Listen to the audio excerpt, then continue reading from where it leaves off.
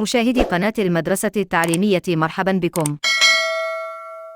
Parcours français 6e année primaire. Dialogue de l'unité 6. Art et créativité.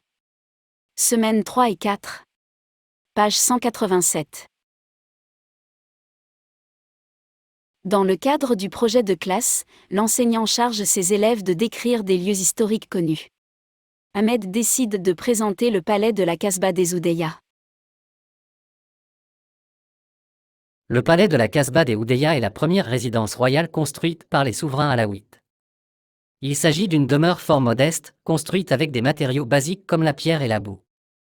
Son architecture est simple et sobre et ressemble à la typique maison marocaine avec ses portes sous forme d'arc, et les multiples poutres qui portent les toits de ses vastes salles. Maintenant, il est le musée national des bijoux.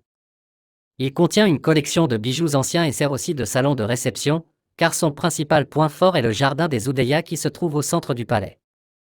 Ce jardin, à l'origine de type andalou, ressemble plus aujourd'hui à un jardin à la française. Il est l'exemple type de jardin de riad que l'on rencontre dans les maisons marocaines traditionnelles.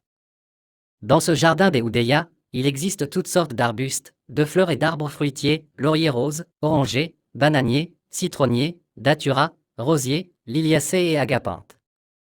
Des poissons colorés nagent tranquillement dans les étangs du jardin et observent attentivement les visiteurs qui montent les escaliers pour visiter la salle de musée. Le palais est protégé par des canons anglais du XVIIIe siècle et une ceinture de fortes murailles.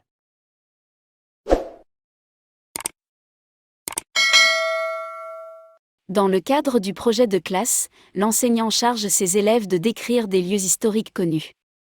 Ahmed décide de présenter le palais de la Casbah des Oudeyas. Le palais de la Casbah des Oudeyas est la première résidence royale construite par les souverains alaouites. Il s'agit d'une demeure fort modeste, construite avec des matériaux basiques comme la pierre et la boue. Son architecture est simple et sobre et ressemble à la typique maison marocaine avec ses portes sous forme d'arc, et les multiples poutres qui portent les toits de ses vastes salles. Maintenant, il est le musée national des bijoux. Il contient une collection de bijoux anciens et sert aussi de salon de réception, car son principal point fort est le jardin des Oudeyas qui se trouve au centre du palais. Ce jardin, à l'origine de type andalou, ressemble plus aujourd'hui à un jardin à la française.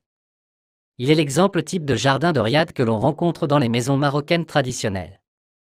Dans ce jardin des Oudeyas, il existe toutes sortes d'arbustes, de fleurs et d'arbres fruitiers, lauriers roses, orangers, bananiers, citronniers, datturas, rosiers, liliacées et agapanthes.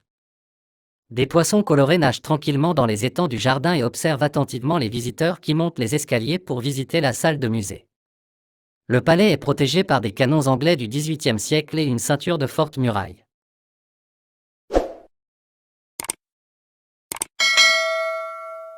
Dans le cadre du projet de classe, l'enseignant charge ses élèves de décrire des lieux historiques connus.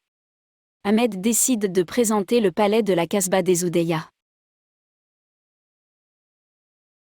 Le palais de la Casbah des Oudeyas est la première résidence royale construite par les souverains alaouites.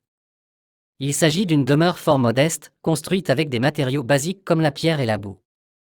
Son architecture est simple et sobre et ressemble à la typique maison marocaine avec ses portes sous forme d'arc, et les multiples poutres qui portent les toits de ses vastes salles. Maintenant, il est le musée national des bijoux. Il contient une collection de bijoux anciens et sert aussi de salon de réception, car son principal point fort est le jardin des Oudeyas qui se trouve au centre du palais. Ce jardin, à l'origine de type andalou, ressemble plus aujourd'hui à un jardin à la française. Il est l'exemple type de jardin de riad que l'on rencontre dans les maisons marocaines traditionnelles. Dans ce jardin des Oudeyas, il existe toutes sortes d'arbustes, de fleurs et d'arbres fruitiers, lauriers roses, orangers, bananiers, citronniers, datturas, rosiers, liliacées et agapanthes.